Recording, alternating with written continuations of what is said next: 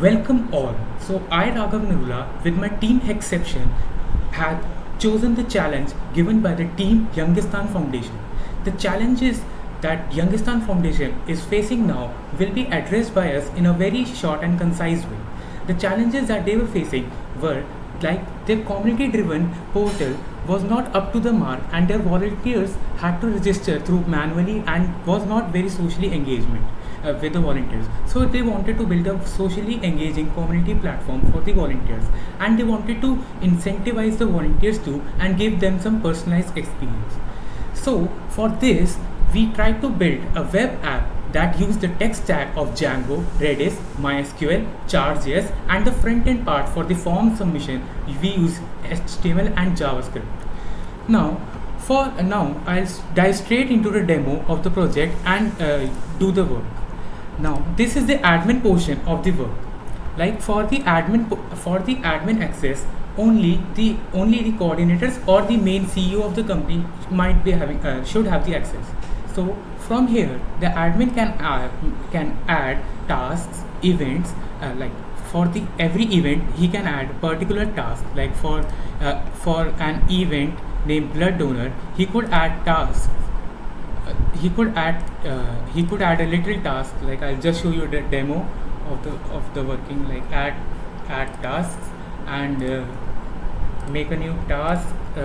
For transformers, I name the task as ABC, and the location is for the personalized experience that I'll be explaining you later. So the task gets created. Now on the user page, we see that now on the user page we see that user can choose on what organization or what volunteer experience he wants to do. Like he selects the Bright Sparks education program, Transformers, food and nutrition program, gender program, or any other program which the admin can add and or delete. So on updating that, only the tasks, only oh just a second.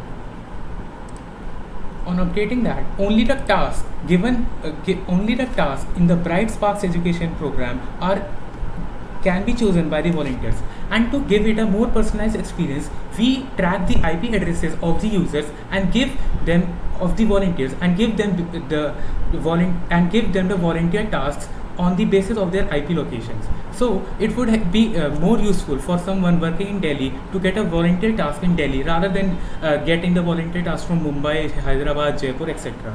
Now the volunteer fills this form where he writes the number of hours spent and if he wants to upload some image or some other additional fields. Like I'll just quickly fill up the form and submit it.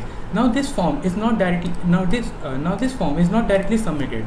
This form it goes to the admin database, and admin has the permission to decline the form or to just approve the form. As the form gets approved, the user's total number of hours like he spent on the particular event gets updated. It's not like that. It's like like a user does 2 or 3 times the food and nutrition program, then his total number of hours would increase by 3, 4, 5, and then so on. So this would create a great visualization for presenting of a database. Now in the user metadatas, this is a table that in the database that is used to give the total number of hours that the user has volunteered for the given organization. Now all of this information like the profile section, the user gets automatically updated, dynamically updated when the user receives some information.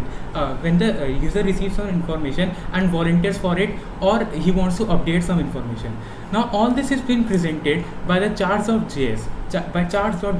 As due to the time constraint of the given problem, there were a lot of things to do, so we couldn't implement the chart.js platform wholly, and we have not presented that solution.